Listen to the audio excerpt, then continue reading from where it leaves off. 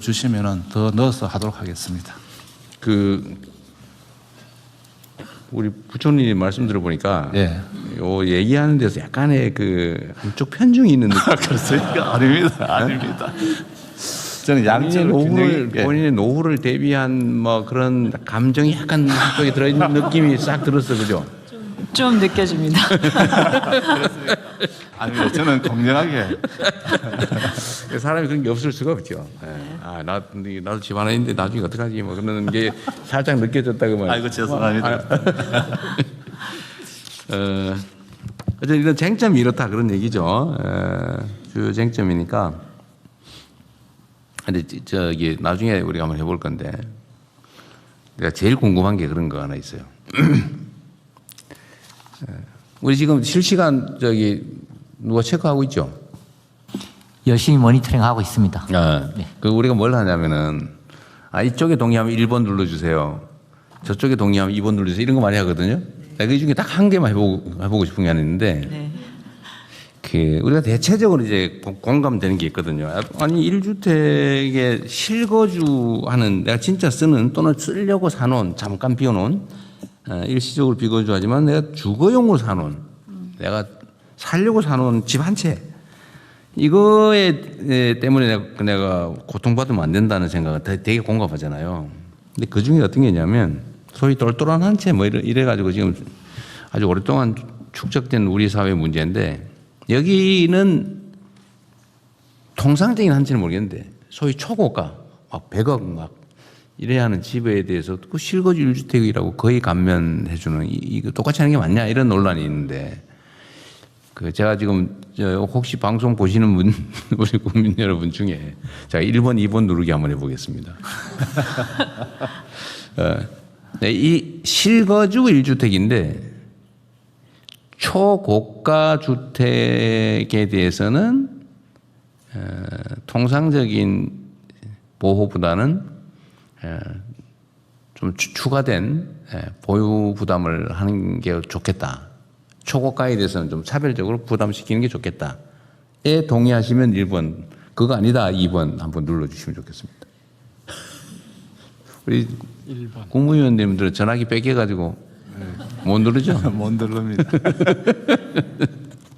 한 1분 정도 한번 보시면 한번 대충 1, 2번 비중을 한번 봐주시면 좋을 것 같고요.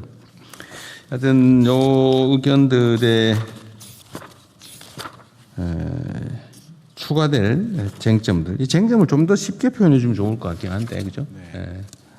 네. 너무 학술적으로 표현해 놓은 것 같아. 그러니까 좀 알아듣기 쉽게. 그리고 쟁점의 중요성 순서로 좀 했으면 좋겠고요.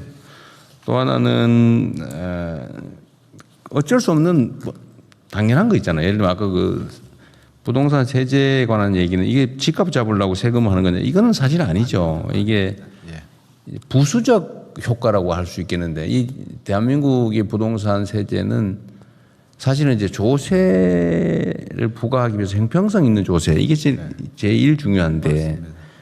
이게 지금 주택 분야에 대해서는 이 조세 제도가 많이 왜곡돼 있단 말이에요. 변형돼 있죠. 변형 또는 왜곡돼 있죠.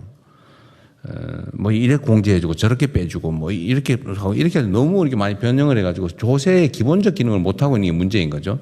근데 이게 오히려 이제 조세가 기본적 기능을 못 하다 보니까 그게 부동산 투기 유발 요인이 돼버린 거예요. 네. 이 정상화가 필요하다. 맞습니다. 이걸 통해서 집값을 뭐 눌러보겠다. 뭐 그거는 1차 목표는 아니고 네, 정상화가 1차 목표고 두 번째는 부수적인 투기 유발 이 부작용을 좀 완화해야 되겠다라는 점을 좀 이해해 주시면 좋겠어요. 어떻습니까? 공무실장 1번, 2번 중에. 예, 지금 1번, 2번 지금 쭉 이렇게 보니까요. 대충. 대부분의 댓글이 네. 1번입니다. 아니, 비중이 얼마나 돼? 일반 한 90%대 10%. 무슨 지금 초고가 주택은 실거주 1주택이라도 좀 강화하자는 점에 대해서는 대체적으로 동감하는 것 같네요. 그렇습니다. 네, 그러면 그게 이제 나중에 이런 식으로 좀 진행을 할 거다 그 말을 미리 드려보려고 하는 거예요. 예. 그리고 그게 얼마 정도면 적정하냐. 예를 들면 20억, 30억, 40억, 50억, 60억, 70억, 80억, 90억 있는데 그냥 앞 글자 한번 눌러보시면 어떻겠나 싶습니다. 아니 1, 2, 3, 4, 5, 6, 7, 8, 9까지 선택은 100억 넘는 거는 그건 90억까지 시가 기준으로 예, 10억, 20억, 30억 해가지고. 이 안에는 하면 안 된다는 영번으로. 그러니까 각자 한번 눌러보라. 이거 지금 언론 아니 뭐 어쨌든 토론에서 많이 실제로 하고 있는 거예요. 어느 정도가 적정하냐, 네. 어디부터 하는 게 맞냐. 그러니까 100억 예를 들면 10억, 20억, 30, 40, 50, 60, 70, 80, 90 이게 시가 기준이고 네. 이거는 아니다. 예를 들면 100억 이상이라 해야 된다. 하면 안 된다. 이거는 0번으로 하고 네. 우리가 10번, 11번 이렇게 눌러도 되긴 한데 그것도 한번 그냥 해볼까? 근데 그 안에 있을 것 같아요. 대충. 우리 국무조정실장님 이거 처음 해보죠? 저는 수없이 많이 했습니다. 잠시만 기다려 주십시오. 예. 근데 지금 어때요 숫자는? 예, 지금 대충. 여러 가지 숫자가 있는데요. 여기 지금 예시로 지금 방금 부총리가 보고해 주신 게 30억, 50억, 지금 100억 등이라고 지금 예시가 되어 있지 않습니까? 그래서 예시를 보셨는지. 아니 10억 지금 내가 이고 다시 하는 게 뭐냐면 예. 초고가 주택에 추가 부담을 해야 된다는 건 대체적으로 의견이 예. 모아지는데 예. 이걸 얼마 이상을 초고가로 해서 추가 부담을 시킬 거냐. 10억 이상 그렇습니다. 시가 기준으로 20억 예, 이상, 예. 30억 이상 한- 이거를 1, 2, 3, 4, 5, 6을 하자 이 말이죠. 10억은 예. 1, 일반. 50억은 5, 70억은 7, 60억은 6 이렇게 하자 그 말이죠. 예, 그런데 지금 1, 2, 3, 4, 5, 6, 7 이런 정도까지는 안 되고 대부분이 숫자를 써주셨는데요. 30억 써주신 분들이 많아요. 금액으로 썼어요. 예, 예. 제가 좀 30억 이렇게 시가 기준. 예시를 하다 보니까 예. 아 이걸 보고 네, 그런 거. 대통령 말을 더 중시해야지. 확실히 30억 정도더라. 예. 너무 가혹한데? 30억이면은 현재 공시 기준으로 하면 10몇 억밖에 안 되는 거 아닌가요? 공시로 하면 20, 20억이고 과세 기준으로 하면 10몇 억밖에 안 되는 거 아니에요? 우리 예. 국민들께서 너무 예, 지금 너무 저기 국무회의를 보고 계시는 국민들이 많으시긴 한데요. 지금 대다수 국민들은 아니시기 때문에 실제로 이렇게 부처에서 의견을 수렴하는 과정. 그래도 그거 한 10,000명 보고 있을 거 아니에요? 폭넓게 해보면 조금 더 국민 의견을 정확하게 반영할 수 근데 있습니다. 그 중에 제일 많은 게 30억이에요? 그렇습니다. 의외네. 한 50억 할 줄 알았는데. 20억도 네. 꽤 많습니다. 20억도 많아요? 예. 오, 그거 하면 우리 큰일 날 것 같은데. 네, 제가 드릴 말씀은 없는 것 같습니다. 아, 여기 20억 넘어요? 집 없어 이제. 집 한 채 있습니다. 근데 20억 넘습니다. 네. 네, 자 여기까지 하고 이거는 또 넘어갑시다. 대통령 그럼 이 건은 사실 국민 대토론회가 있으니까 제일 위로 한번 올리셔서 토론회 일정을 다시 한 번만 그러시죠. 보여주시면 네, 한번 좋겠습니다. 보여주십시오. 네, 총리님, 저 서울시장 말씀 좀 드려도 될까요? 지금 이 건은 그냥 국민 대토론회가 있으니까요. 그냥 요건으로 넘기면 좋겠습니다. 공급 관련해서 7월 14일 날 국토교통부 있고요. 금융 관련해서 7월 15일 날 금융위원회 있고 세제 관련해서 7월 16일 날 재정경제부 있습니다. 요건 관련해서는 국민 여러분들께서 정리 많이 참여하시고 의견 주시면 좋겠습니다. 시장님 주실 거는 서류로 받도록 하겠습니다. 예, 그러면 네, 방금 그러면 전에 이 부분에 대해서는 원안대로 접수하겠습니다. 총리님, 방금 전에 서울시가 준비한 보고서를 네네, 서면으로 정책실장님하고 국토부 장관님하고 부총리님께는 전달을 드렸습니다. 네네. 오늘 뭐 발언 기회를 안 주실 것 같으니까 그 보고서 내용으로 그럼 대체를 하겠습니다. 네, 잘 네, 참고하겠습니다. 그 보고서 혹시 내시면 서울시의 재건축 재개발이 현재 어떻게 진행되고 있는지 지금 일반적으로는 공급 물량이 많이 부족하다고 하는데 왜 그렇게 됐는지 현황 보고도 좀 넣어서 해주십시오. 네, 들어 있습니다. 네. 네, 그러면 원안대로 접수하겠습니다. 다음은 대통령님 나토 정상회의 참석, 몽골 국빈 방문 성과와 후속 조치 계획에 대해서 외교부 장관께서 보고해 주십시오. 네, 대통령님의 이번 나토 정상회의 참석은 대한민국이 32개 나토 동맹국의 안보, 방산 파트너임을 확실히 보여주는 계기가 되었습니다. 특히 대통령님께서는 서로의 안보를 더 강하게 만드는 한국과 나토 협력의 비전을 제시하셨고 나토 내 중견국과의 다층적 외교 안보 연대도 구축하셨습니다. 정부는 이렇게 넓어진 우리의 전략 공간을 활용해 나가고자 합니다. 우선 대통령님께서 나토 방산 포럼에서 제시하신 한 나토 방위산업 파트너십 2.0을 토대로 한 나토 방산협력의 토대를 다져 나가겠습니다. 또한 한 나토 조달 기본 협상을 개시하여 세계 최대 규모의 방산 시장인 나토와의 협력을 추진하겠습니다. 또한 우리가 함께 쓸 수 있는 군수 물자의 공급망도 구축해 나가겠습니다. 쭉 내려가서 다음으로 다음 페이지입니다. 몽골 방문은 15년 만에 우리 정상의 국빈 방문이었습니다. 대통령님께서는 양국 관계의 황금 시대를 선언하고 우리의 신북방 정책과 몽골의 제3의 이웃 정책을 서로 연계하여 양국 간 전략적 동반자 관계를 한층 공고히 하였습니다. 양국은 한몽 포괄적 경제 동반자 협정을 원칙적으로 타결하고 2030년 수교 40주년까지 교역 계획을 10억 달러 달성키로 하였습니다. 이를 위해 핵심 광물 공급망 구축 등 경제적 상호 보완성에 기반한 실질 협력을 확대해 나가기로 하였습니다. 인적 교류 분야에서도 성과가 있었습니다. 운전면허 상호 인정 협정을 체결했고 인적 교류 증진 로드맵을 추진키로 하는 등 양국 국민의 교류 편의를 높이고 2030년까지 인적 교류 50만 명 시대를 열어가기로 하였습니다. 아울러 양국 문화원 설립, 교육 협력, 그리고 역사, 고고학 협력을 통해 미래 세대 간의 교류 기반도 넓혀가기로 했습니다. 또한 한반도를 포함한 영내 평화와 안정이 양국 공동의 이익이라는 데 뜻을 같이 했고 몽골이 우리 정부의 한반도 평화 실현 노력을 지지하며 남북 대화 재개를 위한 여건 조성에도 협력해 나가기로 했습니다. 그래서 향후 계획으로는 이번에 방문 성과의 후속 조치를 모든 부처가 관계 부처가 긴밀히 협의해서 국민이 체감하는 성과를 이루어내겠습니다. 이상입니다. 네, 이 후속 조치 내용 중에 뭐 다른 건 통상적으로 하실 거 하는데 한국 나토 간 조달 기본 협정은 이제 협상을 개시하기로 했잖아요. 근데 요게 대체적으로 예상을 한다면 어느 정도 시간이 소요됩니까? 그렇게 오래 걸릴 것 같지는 않습니다. 기본적인 내용에 내가 대해서 이렇게 감이 전혀 없어가지고 열흘, 100일, 1000일 올해 안에는 끝내겠습니다. 올해 안에 알겠습니다. 아니 감이 전혀 없어서 알겠습니다. 네. 예, 지금 이제 대통령께서 해외 순방하시고 MOU를 많이 체결하시는데요. 제가 우리 경제 분야만 이렇게 뽑아보니까 한 100여 건이 됩니다. 지금까지. 그래서 앞으로 경제 분야는 적어도 저희들이 이제 그 유형별로 좀 MOU를 구분하려고 합니다. 단순한 형태의 MOU인지, 요거는 조금 더 진전시켜야 되는 건지, 요거는 성과를 내야 되는 건지, 이런 식으로 해서 유형별로 해서 성과가 날 수 있도록 하겠다는 말씀을 드리고요.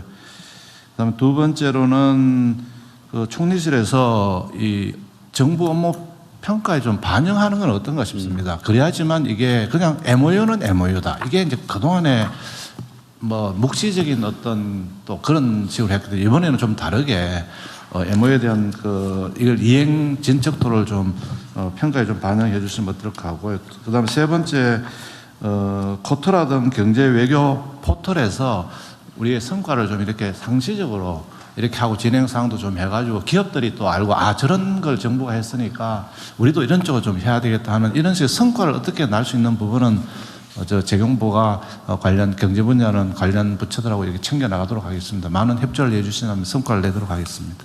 네, 부총리께서 그 말씀하셔서 저도 좀 약간 부과를 해야 되겠는데 어쨌든 순방을 다녀보면 다른 나라의 대한민국에 대한 관심도가 작년하고 올해가 또 다릅니다. 관심도도 매우 높고 기대도 높아요. 예를 든다면 우리의 첨단 산업의 이제 현지 뭐 공장 설립이나 이런 요구도 아주 많고, 특히 방위 산업에 대한 자기 스신들에 대한 우선권 부여 이런 요구도 많습니다. 요새 하도 국제 상황이 아주 복합적이고 불안정해서 그러겠죠. 그리고 문화 분야에 대한 관심도가 매우 높습니다. 이 호감도가 엄청 올라갔어요. 이제 그것 때문에 지금 예를 들면 관련 상품 수출이 매우 좋아지고 있죠. 예를 들면 K-뷰티는 얼마 안 있으면 세계 1위 할 것 같다고 그러던데 한 10년 안에 그래 될 거라고 그러죠. 네. 예측치가. K-뷰티, K-푸드도 마찬가지고 뭐 K-드라마 하여튼 이 K자가 붙으면 뭐든지 잘 팔리는 시대가 지금 오고 있어요. 그래서 제가 각국 정상들하고 또는 뭐 외교부도 마찬가지인데 협의를 해보면 이런저런 기대가 많은데 이게 사실 우리한테 엄청난 기회입니다. 그러니까 아까 말씀하신 대로 그냥 MOU 체결성 옛날처럼 그냥 뭐 보기 좋게 성과 포장하려고 했다 이렇게 생각하면 안 되고 실제로 그 안에 기회가 들어있다는 거예요. 그래서 이거를 좀 활용을 좀 해서 우리 기업 진출이나 국민들의 민간 교류나 아니면 수출이나 이런 게 사실 얼마든지 넓어질 수 있거든요. 하기 따라 정말 다릅니다. 지금 시장 다변화도 해야 되고 지금 우리 수출이 너무 특정 국가에 편중돼 있어서 그게 사실은 국가 경제 안보에 위협이 될 정도인데 수출 다변화도 해야 되고 품목 다변화도 해야 되고요. 또 품목 고급화도 해 나가야 됩니다. 그러려면 각 부처청들이 자기 소관 업무에 관한 것들 뭐 평소에 잘하겠지만 특히 우리가 서면으로 양국 간 또 다자 간 합의한 것들은 좋은 지렛대가 됩니다. 그러니까 그 과거처럼 하지 말고 정말로 우리 부총리 지적하신 대로 실질적 성과로 이어질 수 있게 최선을 다해주고요. 지금 외교부에서는 이거 다 관리하고 있잖아요. 이제는 제가 요거는 별도로 다 관리하도록 지시를 해서 지금 관리 시스템도 만들고 있는데 각 부처도 당연히 그렇게 해주셔야 됩니다. 뭐 통상은 뭐야 워낙 다들 잘하고 계시니까 새로운 시장 개척이나 새로운 관계 발전이나 또 민간 교류 확대나 특히 문화 수출, 문화 진출 뭐 이런 부분들은 각별히 신경 써주셔야 됩니다. 네, 한 가지만 추가로 네. 말씀을 드리면은 정상회담의 그 후속 조치를 시행하다 보면은 어느 부처에서 가지고 있는 또는 지키고 있는 어떤 규제 내지는 해야 되는 일을 조금만 저희 상대방 국가의 요청을 들어주는 것으로 할 수만 있다면 큰 이익이 눈에 보이는 그런 경우가 있습니다. 이런 것을 저희들이 부처 간의 협조를 잘 요청하고 있지만은 잘 안 되는 경우에는 협의체를 저한테 얘기하세요. 총리님한테 얘기하고 안 되면 저한테 얘기하세요. 네, 그렇게 하겠습니다. 아니 근데 이게 그 외교부 장관 말씀이 정말 중요한 게 제가 이제 취임 초기에도 그런 말씀을 한번 드렸거든요. 각 부처가 자기 업무에 충실한 게 기본이죠. 그러다 보니까 이게 이제 본의 아니게 부처 간 장벽으로 작용해요. 칸막이로. 자신의 업무에 충실하다 보니까 다른 쪽의 중요성이나 이런 건 좀 다를 수 있죠, 평가가. 근데 다른 부처에서 보면은 이게 이렇게 중요하고 저기서 약간만 양보하면 엄청난 더 큰 시너지가 있는데 또는 효과가 있는데 왜 안 할까 이런 게 있죠. 그래서 사실 제가 이게 좀 시간 많이 걸려도 국무회의를 이렇게 뭐 약간 농담 장난삼아 섞어서 이렇게 하는 이유는 좀 그 벽을 허물자는 거예요. 좀 자유롭게 토론하고 다른 부처에 대해서도 좀 편하게 얘기하고 또 그래서 총리님 역할이 중요해요. 네. 의견 조정하고 사실 각 부처는 자율적으로 잘 안 돼요. 잘 안 돼야 정상이에요. 그렇죠. 자기 일에 일단 자기 일 집중하셔야 충실해야 돼요. 되니까. 네. 근데 그걸 또 조정하는 건 총리님 역할이고 뭐 잘 안 되는 좀 어려운 일이면 저한테 얘기하시고 그래서 뭐 텔레방이나 개인 메시지는 잘 이용하도록 하십시오. 그리고 과감하게 얘기해요. 서로 좋은 의도를 가지고 하는 일인데 섭섭하게 생각하지 말고 또 얘기 안 하면 안 되거든요. 얘기해서 성과를 내야죠. 네, 그 부총리 말씀 주신 것처럼 지금 이제 새롭게 정부 평가 관련된 부분들을 좀 정리하고 있는데요. 대통령 말씀 주신 협업 관련된 부분들이나 각 부처들 간 공동으로 진행하시는 과제가 많을수록 좀 더 좋은 평가가 되는 구조들을 좀 생각을 해보고 있고 또 저는 정말 뭐 기업에 있다가 와서 1년 동안 정부에 하는 일들을 보면서 느낀 건 정부가 앞서서 나가서 대통령님이 이렇게 순방 다녀오시면 그 다음에 숫자가 좋아지는 중소기업 수출 같은 것들 좋아지는 것들을 실제로 봤습니다. 그리고 뭐 식약처도 있으시고 기업의 인증들 이런 문제들에 대해서 기업 한 곳 한 곳들이 하기 되게 어렵거든요. 특히 중소기업들 같은 경우 이런 경우들 정부가 나서서 앞에서 해주시고 뭐 중소기업뿐만 아니라 지금 같은 경우 이제 워낙 큰 주제의 그 대기업들에 관련해서도 외교적으로 먼저 풀어주시면 기업들이 나가는 길이 좀 더 쉬워지는 부분들을 보고 있어서 이 부분에 대한 MOU의 실질적 성과 관련된 부분들도 평가에 넣는 부분들 좀 보겠습니다. 그래서 여러 부처가 하시는 일에 대해서는 저도 적극적으로 나서서 좀 조정해보고 안 되는 부분들은 대통령님께 말씀드리겠습니다.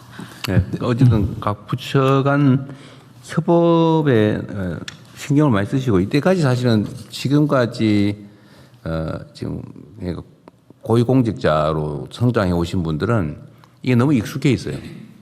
칸을 치는 게. 그리고 그게 잘하는 거라고 평가받았고 그러다 보니까 이게 막 업무 중복도 많고 또 비효율도 생기고 일도 진행이 안 되는 경우가 있거든요. 근데 이거를 사실 극복해야 됩니다. 이제는 그래서 요즘은 다 기업들이나 조직들이 팀제를 많이 하잖아요. 수시로 칸을 없애고 그냥 팀 네. 업무 중심의 팀으로 만들거든요. 우리 그렇게 할 수는 없고 워낙 규모가 크니까. 그러나 어쨌든 다른 부처와의 협업을 좀 최대한 좀 강화하는 게 좋을 것 같습니다. 그래야 시너지가 나요. 효과가 나요. 네, 대통령님 이번 네. 그 이번에 그 세파 협정이 굉장히 치열했었습니다. 그 저희들이 마지막 네, 협정하면서 마지막 순방 날까지 저희들이 새벽까지 협상을 해서 타결을 했는데요. 그 과정에서 협업 말씀을 하시니까 우리 농림부하고 아주 굉장히 긴밀하게 협업을 하면서 줄 건 주고 받을 걸 받는 과정에서 굉장히 농림부 장관님께 감사드립니다는 말씀을 드리고 싶습니다. 그 의외로 농림부의 존재감이 많아요 보면. 네. 네, 저희는 생산자가 있고 또 식품 업체도 있기 때문에 이게 민감한 게 있고요. 그 생산자들 같은 경우에는 항시 개방 이슈에 대해서는 굉장히 민감할 수밖에 없습니다. 그간의 경험적으로 우리 생산 기반이 이게 좀 와일 네, 정도까지 네, 되면 그렇죠. 곤란하니까요. 그러니까 그 부분에 대해서는 그 모든 부처가 좀 그 우리 농업의 민감성 그리고 우리 농업의 현실 뭐 이런 것들을 좀 감안해 주셨으면 좋겠다라는 생각을 가지고 있습니다. 이게 이제 그 자유무역의 피해 영역을 맡고 계셔서 어쨌든 국가적으로는 큰 이익이 있는 사안인데 이제 구체적 현실적 피해는 이제 농업 영역이 보니까 그거 잘 지키시고 계십니다. 네. 근데 어려운 일이긴 한데 잘 수행하고 계세요. 그래. 나중에 저기 또 총리님 보셔가지고 그 표창을 하든지 포상을 하든지 한번 해보시죠. 좋은 평가를 드리면 될 것 같아요. 그래. 네.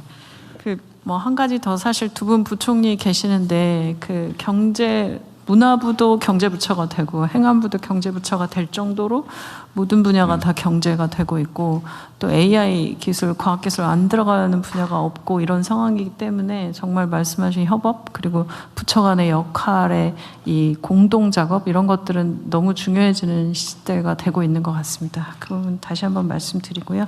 네, 다음은 중동전쟁 관련해서 지금 다시 한번 비상의 시국으로 가고 있는데 비상 국정 운영 및 대응 현황에 대해서 재정경제부 장관께서 보고해 주시겠습니다.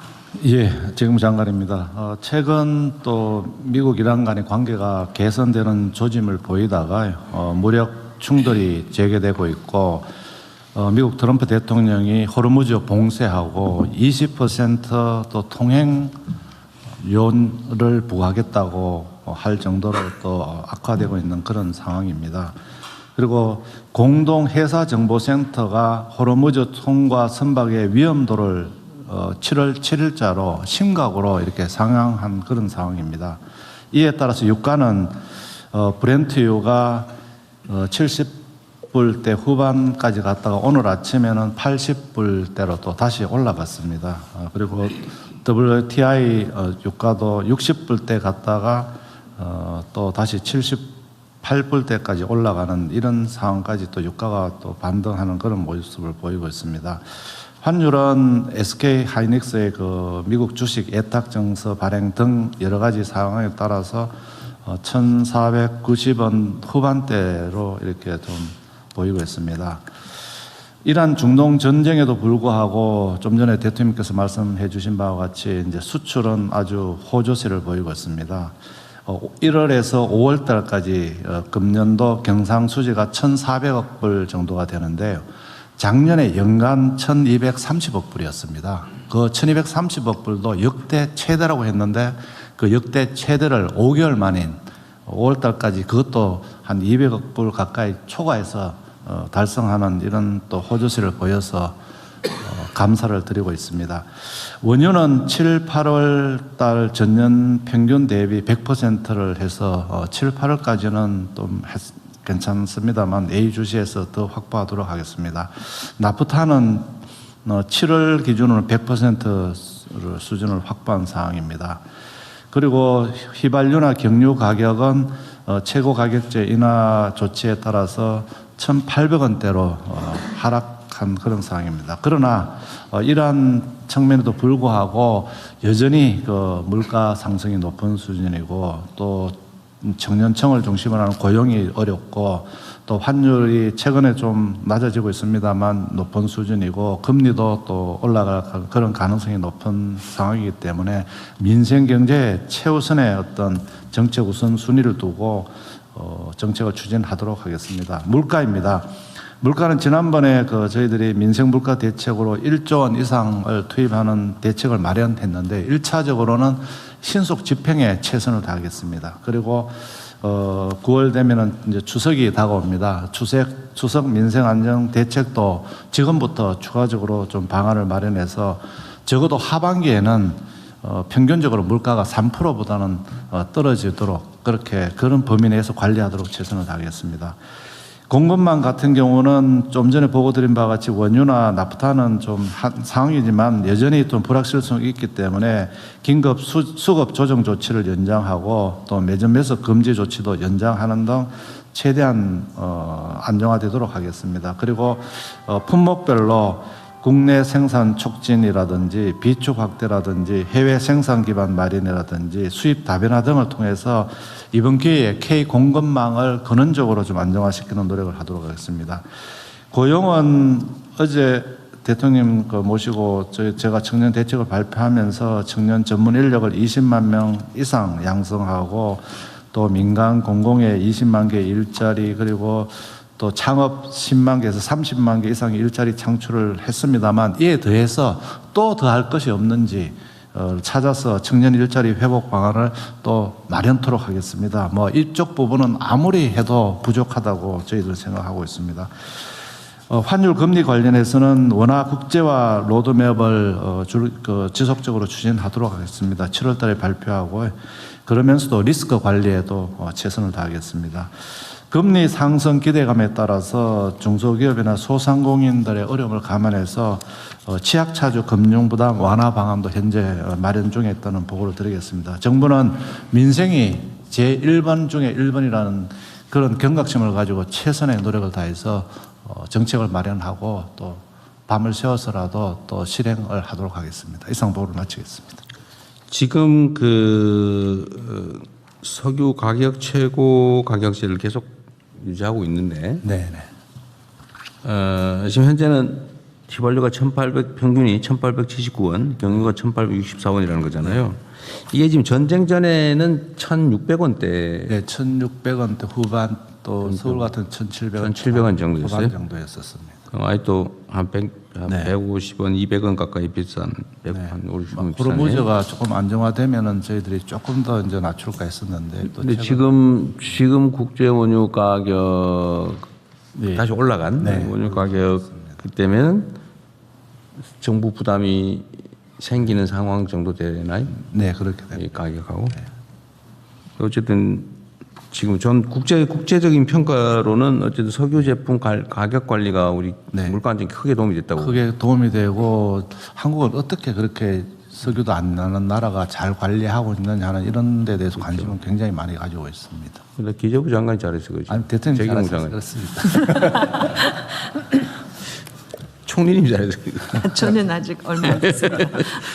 어쨌든 석유 가격, 이 제품 가격 관리는 잘해야 될 것 같고요. 네. 어쨌든 물가 관리에 관련해서 우리나라의 이제 유통 구조에 좀 구조적 문제가 꽤 있는 것 같아요. 예, 예를 들면 대통령께서 뭐 계속 말씀하시고 농림부 장관님이나 또 해수부 장관께서 계속 신경을 쓰고 있는데도 뭐 국민들이 체감하기는 아직 조금 부족합니다. 그러니까 공정거래위 역할도 매우 중요하고 전에 그 할당관세 이런 거 제대로 되는지 그러니까 이게 물가가 어떤 한두 가지 특별한 원인 때문에 문제가 많이 생긴 게 아니고 사실 이 자잘한 많은 문제점들이 중첩이 돼가지고 이 대한민국이 전 세계에서 물가가 뭐 제일 비싼 축에 속한다. 서울 물가가 전 세계 도시 중에 제일 비싸다. 뭐 이런 얘기까지 나오는 상황 아닙니까? 그거는 아닙니다. 그 정도는 아니에요? 아닙니다. 그러니까 아주 꽤 비싼 축에 속하잖아요. 예, 뭐 그건 낮다고는 국민들께 말씀은 못 드리겠습니다만 미국이 오히려 그 휘발유 가격이 휘발유는 뭐 말할 것도 없고 일반 물가, 특히 식품 물가 이게 좀 꽤 높은 편에 속하는데 저희들은 비교적 안정적입니다. 특정 물가 당국이라서 이렇게 얘기하는데 어쨌든 이게 이제 공정거래위든지 관련 부처에서 매점 매석 문제나 아니면 부정 경쟁 담합 그다음에 유통 구조 문제 또 독과점화 문제 전에 생리대 문제 같은 것도 그렇잖아요. 그러니까 싼 제품 아예 생산 안 해버리고 비싼 것만 하니까 어쩔 수 없이 사는 건데 네. 그리고 생리대도 100원짜리 도 나왔잖아요. 그죠? 개당 100원짜리도 나왔는데 손해 안 보니까 하겠죠. 100원 해도. 저가 생산에 업체가 살짝 부담은 되고 있다고 합니다. 살짝 고유가 시대에서 사실 그거는 있지만 네네. 그렇다고 해서 네. 뭐 계속 손해 보면서 생산 판매하지는 않겠죠. 네, 맞습니다. 그래서 그것도 손해는 아니니까 할 텐데 하여튼 이런 식의 좀 각 분야의 각 부처청이 할 수 있는 최대치를 해줘야 그나마 조금씩 낮아지는 거죠. 물가 0.5%가 우리 서민들한테는 큰 부담인데 하여튼 전체적으로 조금씩 정리를 해서 상승 요인을 제거하면 0.1, 0.2 이렇게 낮아지는 거잖아요. 사실 우리가 이렇게 악착같이 공정거래위의 뭐 담합이나 독과점에 의한 폐해를 막 엄청나게 압박하고 하니까 이 정도 유지하는 거지 아니었으면 사실 물가 상승률은 엄청 높아졌을 거예요. 그러니까 앞으로 조금 더 각 부처청들이 신경 써주면 좋겠습니다. 대통령님, 저 한 말씀만 드리겠습니다. 네, 오시픈 부장관입니다. 지금 사실 농산물 물가가 너무 농업인들 입장에서는 너무 저렴한 공급자 입장에서 지금 너무 공급자 저렴하고. 입장에서는 네. 예, 그러니까 중동 전쟁 때문에 자재값은 사실 올라가고 인건비도 올라갔는데 국민들은 사실 농산물은 늘 쌌으면 하는 바람이 있고 그렇죠. 지금 이번 철에는 굉장히 농산물이 너무 많이 풍작이었다면서요. 풍년이고 그러니까 가격이 너무 낮습니다. 그래서 생산자 입장에서는 사실 이 어려움을 많이 호소하고 있어서 이 부분에 대해서 우리 국민들께서 농산물 소비도 좀 많이 해주셨으면 좋겠고요. 정부에서도 좀 이 부분을 배려하는 것이 네. 필요하지 않나 싶습니다. 그러니까 사실은 농식품부 장관님의 이제 역할도 기대되는 바인데 이게 이제 우리 소비자 도시의 소비자인 국민들께서는 이거 왜 이리 비싸 이렇게 생각이 되고 농민들은 왜 이렇게 싸?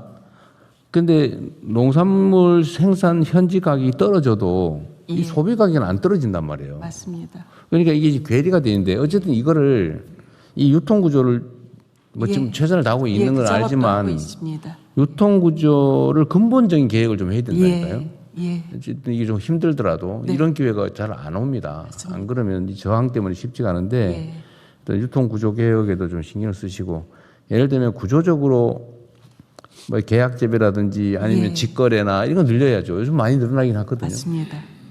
근데 이 시장 가격하고 이 공급 현지 생산지 가격이 너무 괴리가 크고 생산지 가격이 너를 뛰는데 소비 가격이 계속 올라가기만 한단 말이에요. 예. 그래서 그걸 좀 제도적으로 좀 어느 구간 정도에서 움직일 수 있도록 그렇게 그러니까요. 해야 될 듯합니다. 장관님이 좀 더 열심히 다니시긴 하던데 좀 더 열심히 다니셔야 될 것 같아요. 알겠습니다. 네. 구조적인 문제 해결 필요하면 유통 라인들을 다 민간에다 너무 과의존하는 거 아니냐. 농업은 사실 전략 산업이잖아요. 이게 시장에만 맡겨서 될 영역이 아니거든요. 전략 안보 산업이기 때문에 필요하면 정부가 좀 책임을 지는 투자를 하든지 지금 농협에다 거의 맡겨놓은 상황인데 정부가 예를 들면 뭔가 유통 구조 개선에 좀 비용을 지출하든지 시스템에 참여를 하든지 그런 것도 해야 되지 않을까 싶어요. 너무 돈을 안 들여서 그런가요? 아, 기획 넣어가 있구나. 필요하면 정말 투자도 좀 해야 됩니다. 그 농업 유통 개선에 민간에만 맡겨서 될 일이 아닌 것 같다. 농식품부하고 잘 상의하겠습니다. 네, 그러십시오. 예. 좀 방법을 좀 찾아보시죠. 모두가 억울하잖아요. 그러면 안 되지. 네. 네, 혹시 추가 의견 네, 없으시면 아까 제가 순방성과 원안대로 접수를 놓쳤는데요. 순방성과 안건과 이번 안건 원안대로 접수하겠습니다. 다음은 2026년 하반기 경제성장 전략을 재정경제부 장관께서 보고해 주시기 바랍니다. 예, 이재명 정부 2026년 하반기 경제 성장